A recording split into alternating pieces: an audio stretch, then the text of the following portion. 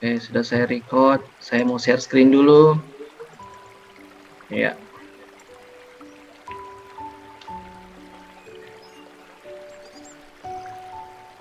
Oke.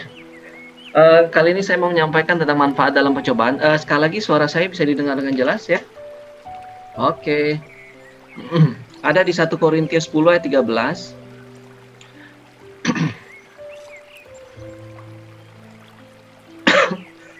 Maaf ya.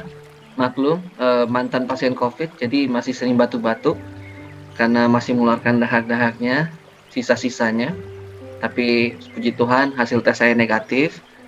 Dan tadi saya waktu ketemu dengan ibu-ibu, saya bilang sama mereka, maaf ya, saya jaga diri, social distancing karena saya ini negatif. Sedangkan ibu-ibu, Ibu Reni, Ibu Dolphin, dan Ibu Stefani itu belum, kalau Ibu Stefani udah PCR test juga, dia negatif. Jadi 2 ibu yang lainnya, saya jaga jarak dulu karena bisa jadi mereka orang tanpa gejala. Bercanda ya, bercanda. Oke.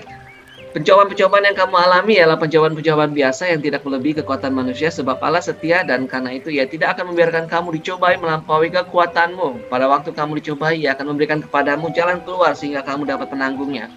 Ya, Bapak Ibu semuanya, sekarang kita berbicara tentang pencobaan. Nah, tapi sebelum kita mau bicara tentang pencobaan, kita studi kata dulu ya, pencobaan itu apa ya? Oke, jadi dalam perjanjian baru pencobaan itu dalam bahasa bendanya sendiri naunnya perasmos, bahasa Yunaninya, kemudian dibaca sebagai perasmos, berasal dari kata kerja perazo yang artinya ada 2, positive meaning dan negative meaning. Yang pertama to test, menguji, analyze, menganalisa, to prove atau membuktikan. Dalam negative meaningnya, yang negatifnya to tempt, merayu, menggoda, membujuk, persuade atau menghimbau, provoke, memprovokasi, by offering atau dengan cara menawarkan. Ya, Bapak Ibu dengar ya suara saya ya. Mungkin tulisannya kekecilan, tapi saya bisa ngomongkan, jadi bisa kedengar semuanya. Oke, nah kesimpulannya apa dari studi kata ini? Jadi arti kata mencobai, ya tempt, itu bisa arti menguji. Jadi kalau ada kata-kata mencobai atau dicobai dalam Alkitab, Bapak Ibu harus paham, itu bisa berarti menguji, membuktikan, menggoda, atau membujuk. Masing-masing kata-kata ini mempunyai arti yang berbeda-beda. Nah, dalam perjanjian baru, kata pencobaan ini ada 21 kali disebutkan. Pencobaan dan pencobaan-pencobaan. Nah, yang berarti ujian atau tes seperti di 1 Petrus 4 ayat 12 dan juga bisa berarti bukan hanya ujian, godaan atau temptation di Matius 26 ayat 41. Nah, mungkin biar lebih lengkapnya saya bacakan ya. 1 Petrus 4:21 yang bermakna ujian yaitu saudara-saudara yang kekasih, janganlah kamu heran akan nyala api siksaan yang datang kepadamu sebagai ujian, seolah-olah ada sesuatu yang luar biasa di atas kamu. Ini saya garis saya bold, saya tebalkan ujian. Ini kalau katanya itu ditulis di dalam nanti temptation ya. Kemudian Matius 26:41, berjaga-jagalah dan berdoalah supaya kamu jangan jatuh ke dalam pencobaan ya. Dalam bahasa Inggrisnya juga tetap temptation dan dalam bahasa ininya tetap yang namanya pirasmos. Oke, roh memang penurut tetapi daging lemah. Oke. Jadi bagaimana memaknai pencobaan sebagai ujian atau cobaan? Ada pencobaan. Ini apa ya? Ini ujian atau cobaan? Kalau ujian kan pasti kita bermakna positif ya. Tapi kalau cobaan itu pasti bermakna negatif, di mana kita akan berbuat dosa atau kita akan jatuh atau kita terpikat dengan apa yang dicoba itu. Oke, dalam perjanjian lama. Kalau perjanjian baru sudah selesai, sekarang perjanjian lama. Nah, pencobaan atau temptation dalam bahasa Ibrani-nya masa atau artinya ujian, bencana, penghakiman ya. Nah, kan nggak bohong-bohong ini kita ya. Kita harus cek masa sih benar sih. Nah, di Ulangan 7 ayat 19 itu artinya cobaan-cobaan besar, yakni cobaan-cobaan besar yang kau lihat dengan matamu sendiri, tanda-tanda dan mujizat tangan yang kuat dan lengan yang teracung yang dipakai Tuhan Allahmu untuk membawa engkau keluar. Jadi wow, untuk membawa keluar orang Israel harus dipakai cobaan-cobaan besar ya. Demikianlah juga akan dilakukan Tuhan Allahmu terhadap segala bangsa yang kau takuti. Nah, itu kata-kata yang dipakai cobaan besar itu temptation. Dalam modern King James itu ditulis remember the great temptation. Tapi jangan lupa juga ini bermakna positif. Kenapa? Karena kita tahu ya maksud Tuhan itu apa, ya kan di situ. Nah, kemudian dalam terjemahan Tree Life Version juga itu diganti dengan kata the great trials. Trials itu trial, ujian, oke? Nah, jadi dalam perjanjian lama, pencobaan pun ada yang berarti ujian. Oke, next. Nah, dalam Ayub ya, Bila cemetinya membunuh dengan tiba-tiba ia mengolok-olok keputusasaan orang yang tidak berdosa. Nah, di situ kalau dalam pengertian yang lain disebutkan temptation juga dan diartikan calamity atau bencana. Jadi temptation pun atau pencobaan bisa berarti bencana. Oke? Nah, itu ada di Ulangan 4, Ulangan 29, Mazmur 29 ayat 8, 95 ayat 8. Saya nggak perlu membacanya, tapi sekedar Bapak Ibu mengerti saja ya. Jadi bisa juga berarti bencana selain ujian dan bencana. Oke, next. Nah, sekarang timbul pertanyaan kita, dari mana cobaan itu? Nah, terus yang mencobai siapa? Apakah Allah mencobai? Coba, kalau yang setuju Allah mencobai, Bapak Ibu bisa angkat tangan. Coba, apakah Allah mencobai? Ya, tidak angkat tangan. Nah, benar sekali, karena Allah memang tidak mencobai. Ya, ini saya nggak menjebak ya, saya nggak mencobai Bapak Ibu, tapi sekedar saya mau tahu, ternyata kita dalam hal ini sepakat bahwasan Allah tidak mencobai. Kalaupun Allah mencobai, kata-kata dipakai mencobai itu dalam arti menguji, ya. Nah, tapi harus dibuktikan dong, ya toh. Nah, semuanya back to Bible, ya. Saya cek dulu ya, kalau ada orang yang mau masuk sini tapi nggak bisa masuk karena saya ini nanti Bapak Ibu monitor juga ya WhatsApp grup, siapa tahu ada yang mau masuk karena saya lagi share screen, kemudian saya host, jadi agak sinkronnya agak ini. Dicek-cek di WhatsApp grup kalau ada yang mau masuk tapi belum di-approve sama saya. Oke, apakah Allah mencobai? Yakobus 1 ayat 13, apabila seorang dicobai, janganlah ia berkata pencobaan ini datang dari Allah, sebab Allah tidak dapat dicobai yang oleh yang jahat dan ia sendiri tidak mencobai siapapun. We are agree on this, kita tahu Allah tidak mencobai, oke? Dengan tujuan yang untuk menjatuhkan, ya. Nah, tahu segala pemberian yang baik itu berasal dari Allah, oke?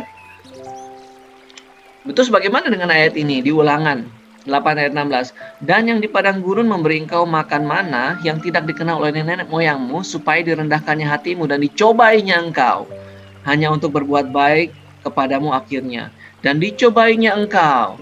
Di situ dengan jelas Tuhan mencobai. Nah, kayak gini kan kadang-kadang kita melihat segala sesuatu harus lebih apa ya, lebih broad lagi ya. Saya takut yang seperti kayak gini dimanfaatkan oleh saudara sepupu kita sehingga mengkaburkan iman Bapak Ibu semuanya atau membuat Bapak Ibu bingung dengan kata-kata yang ada di Alkitab. Kayaknya bertolak belakang, katanya Allah tidak mencobai, tapi kenapa di Ulangan dibilang mencobai ya? Kita belajar lebih lanjut lagi, ya. Nah, dicobai atau nasa dalam bahasa Ibrani itu artinya diuji atau dites. Jadi segala pencobaan untuk mendatangkan kebaikan diartikan ujian. Tuhan memakai pencobaan untuk kebaikan. So memang ada Ulangan dibilang dicobai, tapi kata nasah di situ, temptation itu nasa itu artinya positif, ya. Jadi sekali lagi kita melihat sebagai apa, oke? Supaya kita nggak dibenturkan dengan Yakobus 1 ayat 13. Tuhan nggak mencobai, tapi kenapa dibilang di perjanjian lama itu dia mencobai, ya kan? Oke, kita next lagi. Dan dalam terjemahan yang lain itu dibilangnya to humble and test you, ya. Dalam bahasa Indonesia dibilang dicobai, tapi dalam bahasa Inggrisnya to test you, to test, ya, sama seperti kita exam, test, ya. Itu untuk tujuan menguji kita untuk kita mendapatkan nilai atau maju atau naik lagi setingkat. Oke. Jadi di sini Bapak Ibu, perjanjian lama, perjanjian baru saya sudah bahas semuanya. Hati-hati dengan kata mencobai, karena mencobai itu juga bisa berarti positif atau negatif. Oke, tapi fokusnya adalah kalau memang artinya untuk kebaikan, mendatangkan kebaikan, pencobaan itu kita haruskan artikan positif dan kita menguji dia dengan kata uji atau tes. Oke, lanjut, sudah mau selesai. Ya. Comparing translation to get fully understanding. Jadi memang terjemahan-terjemahan kita tidak semuanya itu pas ya, dalam arti kenapa? Karena ada kata-kata yang mungkin kurang cocok ya dalam arti diartikan. Nah, jadi Bapak Ibu, saya mau kalau misalnya kita membaca Alkitab, kalau bingung buruan tuh buka yang strong words-nya ya. Kadang-kadang ada kata-kata itu nanti dilihat tuh artinya apa, lebih cocoknya di mana gitu. Kemudian compare, kalau dalam bahasa Indonesia sehari-hari kadang-kadang mudah dimengerti, atau modern bahasa Indonesia itu bisa dimengerti. Jadi kita nggak kehilangan arti dan kita nggak kebingungan. Oke. Nah, dalam terjemahan baru Karena iman maka Abraham tatkala ia dicobai mempersembahkan Ishak. Ia yang telah menerima janji itu rela mempersembahkan anak yang tunggal. Oke. Sepertinya kayaknya ada yang masuk ya. Tunggu sebentar Bapak Ibu. Hah? Saya nggak bisa melihat ya. Saya tunggu sebentar, saya pause dulu. Saya hanya memastikan saja Bapak Ibu.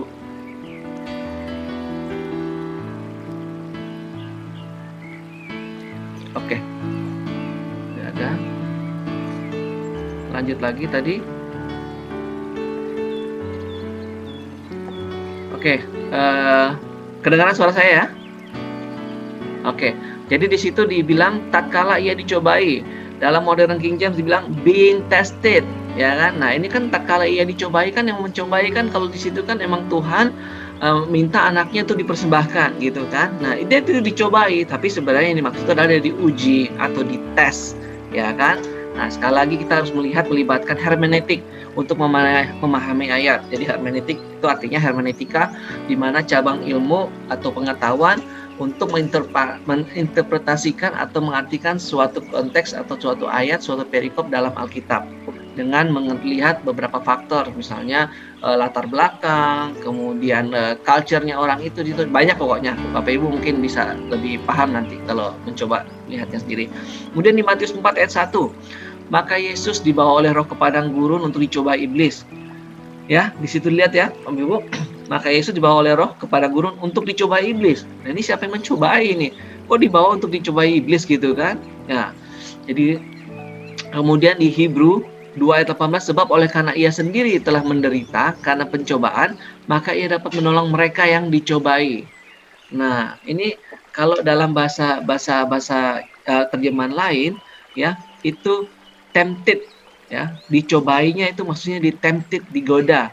Ya, tapi harus diingat dicobai yang dimaksudkan di Matius 4 ayat 1 dan juga dimaksudkan dengan Ibrani 2 ayat 18, kalau melihat terjemahan yang lain juga itu artinya tested, artinya diuji, ya. Jadi dicobai ini artinya positif. Oke, karena artinya diuji, ya. Jadi hati-hati Bapak Ibu semuanya. Kemudian next. Manusia dicobai oleh apa dan siapa? Otomatis yang dicobai adalah satu iblis, si pencoba dan penggoda. Ya, saya bacakan. Sesudah iblis mengakhiri semua pencobaan itu, ia mundur daripadanya dan menunggu waktu yang baik. Kemudian si pencoba, ya si iblis itu sendiri, lalu datanglah si pencoba itu dan berkata kepadanya, jika engkau anak Allah, perintahkanlah supaya batu-batu ini menjadi roti. Si penggoda, wah, itulah sebabnya maka aku karena tidak dapat tahan lagi telah mengirim dia supaya aku tahu tentang imanmu, karena aku khawatir kalau kamu telah dicobai oleh si penggoda dan kalau usaha kami menjadi sia-sia. Jadi yang mencobai adalah iblis. Oke? 2. Dicobai oleh apa juga? Selain iblis, kita nggak bisa menyalahkan iblis terus. Ya, kadang-kadang kita pun dengan keinginan kita mencobai diri kita sendiri. Yakobus 1 ayat 14, tetapi tiap-tiap orang yang dicobai oleh keinginan sendiri karena ia diseret dan dipikat olehnya, dicobai oleh keinginannya sendiri. Saya ini terjadi juga sama saya ketika saya melihat barang, ya saya lihat-lihat terus akhirnya mulai tertarik. Nah, tadi waktu jalan-jalan tadi sama ibu-ibu juga begitu kan. Waktu ibu mereka melihat tas gitu kan. Nah, untung melihat tasnya itu mungkin hanya sekitar 1 atau 2 menit ya. Saya khawatir kalau ibu-ibu melihat tas terlalu lama, ya kan nanti ada bisa jadi tetapi ibu-ibu dicobai oleh keinginannya sendiri karena ia sendiri dipikat olehnya. Ya gimana ya? Nah, maksudnya nggak se-ekstrim itu sebenarnya. Tapi ketika kita menginginkan sesuatu, tapi kita rasa mungkin ini membuat kita jauh dari Tuhan, ya. Misalnya sesuatu lah, makanya menggunakan waktu atau yang lain-lain. Kalau untuk yang pria-pria mungkin kita melihat sesuatu yang sure ya atau yang hot atau gimana, tapi terlalu lama dilihatnya dalam arti kita sendiri yang mencari-cari, ya kita bakal jatuh juga lama-lama dalam hal itu gitu kan. Jadi kita dicobai oleh keinginan kita sendiri gitu. Nah, kemudian apa lagi? Ayat 15. Dan apabila keinginan itu telah dibuahi, ia melahirkan dosa, ya. Dan apabila dosa itu sudah matang, ia melahirkan maut. Nah, kemudian ada juga keinginan lain, yaitu tetapi mereka ingin kaya terjatuh dalam pencobaan, ke dalam jerat dan ke dalam berbagai-bagai nafsu yang hampa dan meleceh, mencelakakan dan menenggelamkan manusia dalam runtuhan kebinasaan. Ingin kaya, that's fine, ya toh. Tapi seturut kehendak Tuhan. Kadang-kadang karena pengen ingin kaya, mereka bisa saja berjudi, mereka bisa saja bersaing dengan teman, kemudian dengan bosnya, mereka gimana dengan caranya supaya mereka boleh. Tapi dalam arti gini, harusnya yang positif dan sesuai tuntunan Tuhan. Ada hamba Tuhan bilang, kita ini nggak boleh punya ambisi, tapi bukan saya bilang nggak boleh, sebenarnya boleh punya ambisi, tapi ambisi yang seturut dengan kehendak Tuhan, ya kan? Nah, itulah makanya kenapa kita harus bergaul, kita harus tahu kehendak Tuhan yang mana sih, gitu. Misalnya untuk bapak-bapak, misalnya saya misalnya dapat offer, wah itu kayaknya oke ya. Ambisi saya kan, wah itu posisi lebih bagus dengan gaji yang lebih besar. Tapi kita nggak bisa. Kadang-kadang kita nggak boleh lupa ada faktor yang lain, yaitu apa kata Tuhan, gitu. Apakah Tuhan setuju atau enggak, gitu kan? Nah, jadi banyak faktor yang kita harus libatkan di situ. Nah, oke, jadi penggoda itu, jadi kita dicobai oleh iblis dan keinginan sendiri. Kira-kira ada lain nggak yang dicobai? Ada, ya. Manusia juga yang dipakai iblis. Jadi ada juga manusia itu dipakai iblis untuk mencobai kita, ya. Di Wahyu 2 ayat 10. Jangan takut terhadap apa yang kau derita, sesungguhnya iblis akan melemparkan beberapa orang dari antaramu ke dalam penjara supaya kamu dicobai dan kamu akan beroleh kesusahan selama 10 hari. Hendaklah engkau setia sampai mati dan aku akan mengembalikan pada mahkota kehidupan. Jadi memang ada beberapa manusia yang dipakai iblis untuk mencobai kita. Tapi jangan takut Bapak Ibu, peperangan kita bukan melawan darah dan daging, tapi melawan roh jahat, penguasa ya. Di balik itu sendiri ya manusia yang dipakai iblis sendiri, yaitu iblis itu sendiri yang harus kita perangi, yang harus kita hadapi. Oke, kira-kira udah selesai nggak? Ada lagi nggak? Ada, yang terakhir, yaitu kita dicobai oleh kesengsaraan, penderitaan, bencana atau kesusahan. Ya, sudah mau selesai nih, 5 menit lagi selesai. Tetap bertahan Bapak Ibu. Kesengsaraan di Ayub 36:21, jagalah dirimu jangan berpaling kepada kejahatan, karena itulah sebabnya engkau dicobai oleh sengsara. Jadi bisa juga sengsara itu mengatakan pencobaan. Apalagi 2 Korintus 8 ayat 2, selagi dicobai dengan berat dalam berbagai penderitaan, sukacita mereka meluap dan meskipun mereka sangat miskin, namun mereka kaya dalam kemurahan. Penderitaan pun bisa jadi pencobaan. Yang terakhir adalah kesusahan, ya. Nah, ataupun bencana. Ya, jangan takut terhadap apa yang kau derita, sesungguhnya iblis akan melemparkan beberapa orang itu supaya kamu mencobai dan kamu akan beroleh kesusahan, ya. Jadi itu pun kesusahan dan juga bencana, saya nggak mencantumkan ayatnya, tapi itu terjadi waktu bangsa Israel keluar dari Mesir, ya. Di situ dibilangkan juga mereka mengalami gitu kan penderitaan. Bahkan bencana-bencana kalau di Alkitab pun kalau nggak salah di waktu Tuhan Yesus berkhotbah tentang akhir zaman, itu akan deru perang, kemudian ada banjir dan lain-lain, gempa bumi, itu pun menjadi suatu pencobaan bagi kita, apakah kita tetap bertahan mengandalkan Tuhan atau enggak. Oke, next. Nah, sekarang apa tujuannya? Tujuannya diizinkan pencobaan, diizinkan terjadi. Jadi yang pertama adalah agar Tuhan menunjukkan kebaikan Dia. Dan yang di padang gurun memberikan kau makan mana tidak dikenal oleh namanya, supaya direndahkannya hatimu dan dicobanya engkau hanya untuk berbuat baik kepadamu akhirnya. Ya. Jadi tujuannya Tuhan adalah untuk menunjukkan kebaikan Dia. Jadi diubahlah pencobaan itu sebagai suatu kebaikan. Kemudian kedua, agar menjaga diri dan tidak berpaling dari kejadian. Nah, ini ada terjadi nih di Ayub. Jagalah dirimu dan janganlah berpaling kepada kejahatan, karena itulah sebabnya engkau dicobai oleh sengsara. Nah, kalau mau dicobai oleh kesengsaraan ya silakan berpaling pada kejahatan. Makanya Tuhan bilang jaga dirimu ya di Ayub situ. Kemudian membuktikan kalau Allah itu setia. Kenapa tujuan pencobaan ini kan terjadi? Untuk membuktikan Allah setia. Ya, pencobaan-pencobaan yang kamu alami ya pencobaan biasa yang tidak melebihi kekuatan manusia, sebab Allah setia dan karena Ia tidak akan membiarkan kamu dicobai melampaui kekuatanmu. Pada waktu kamu dicobai, Ia akan berikan kepadamu jalan keluar sehingga kamu dapat menanggungnya. Oke. Nah, kemudian apa lagi? Kira-kira menunjukkan kasih karunia. 2 Korintus 8 ayat 1, saudara-saudara, kami hendak memberitakan kepada kamu tentang kasih karunia yang dianugerahkan kepada jemaat-jemaat di Makedonia. Selagi dicobai dengan berat dalam berbagai penderitaan, sukacita mereka meluap dan meskipun mereka sangat miskin, namun mereka kaya dalam kemurahan. Jadi untuk menunjukkan kasih karunia Tuhan. Oke. Kemudian menguji iman. Ya, 1 Timotius 3 ayat 5. Itulah sebabnya maka aku karena tidak dapat tahan lagi telah mengirim dia supaya aku tahu tentang imanmu. Jadi iman kita yang diuji di situ ya. Ini Paulus ngomong ke Timotius kalau nggak salah.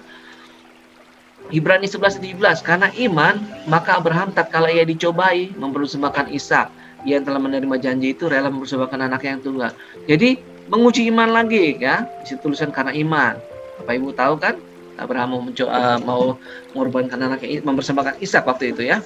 Nah, dan yang terakhir sebagai contoh dan menjadi peringatan ya. Jadi kenapa pencobaan jangan terjadi, termasuk kepada saya juga kalau saya kesaksian kemarin itu mengenai saya dapat COVID. Jadi sebagai contoh dan menjadi peringatan. Semua ini telah menimpa mereka sebagai contoh dan dituliskan untuk menjadi peringatan bagi kita yang hidup pada waktu itu, pada waktu di zaman akhir yang telah tiba. Jadi pencobaan yang kita alami pun itu menjadi momen untuk kita menjadi contoh dan menjadi peringatan. Oke. Dan yang terakhir, kita mendapat manfaat dari pencobaan itu sendiri. Ya. Nah, kadang-kadang orang pilih saya mau dipromosikan, tapi dia nggak bekerja smart, dia nggak bekerja hard atau keras. Saya ingin melihat surga, tapi kalau misalnya disuruh meninggal, belum tentu mau, ya kan? Nah, jadi kalau mau dibilang saya mau diberkati Tuhan, saya mau dapat kasih karunia Tuhan, mau dapat kebaikan Tuhan, tapi ketika mendapat pencobaan, protes. Nah, padahal dalam pencobaan itu sendiri kita mendapatkan manfaat. Nah, manfaatnya itu apa coba? Ketekunan dan sempurna ya. Yakobus 1 ayat 2 sampai 4. Saudaraku, anggaplah sebagai suatu kebahagiaan apabila kamu jatuh-jatuh dalam berbagai pencobaan. Oh, disuruh bahagia. Sebab kamu tahu bahwa ujian terhadap imanmu itu menghasilkan ketekunan, dan biarkanlah ketekunan itu memperoleh buah yang matang supaya kamu menjadi sempurna dan utuh dan tak kekurangan suatu apapun. Ya. Kemudian apalagi yang manfaatnya? Tahan uji dan mahkota kehidupan. 1 Petrus 1 ayat 6. Bergembiralah akan hal itu sekalipun sekarang ini kamu seketika harus berduka cita oleh berbagai-bagai pencobaan. Ya toh? Maksud semuanya itu ialah membuktikan kemurnian imanmu yang jauh lebih tinggi nilainya daripada emas yang fana yang diuji kemuliaan dengan api, sehingga kamu memperoleh puji-pujian dan kemuliaan dan kehormatan pada hari Yesus menyatakan dirinya. Puji-pujian, kemuliaan, kehormatan, ya. Kemudian tahan uji dan mahkota kehidupan, dan yang pasti kita bisa bermegah dalam Kristus, bukan karena sombong, tapi semuanya karena kasih karunia Tuhan, karena kekuatan, karena oleh Roh-Nya, sehingga kita bisa melampauinya. Ada sukacita tersendiri Bapak Ibu ketika saudara melalui suatu pencobaan dan saudara diselamatkan dari itu. Oke? Nah, penutup. Matius 26:41 ya. Saya mau dengar Ibu Dumasi untuk membacakan ini.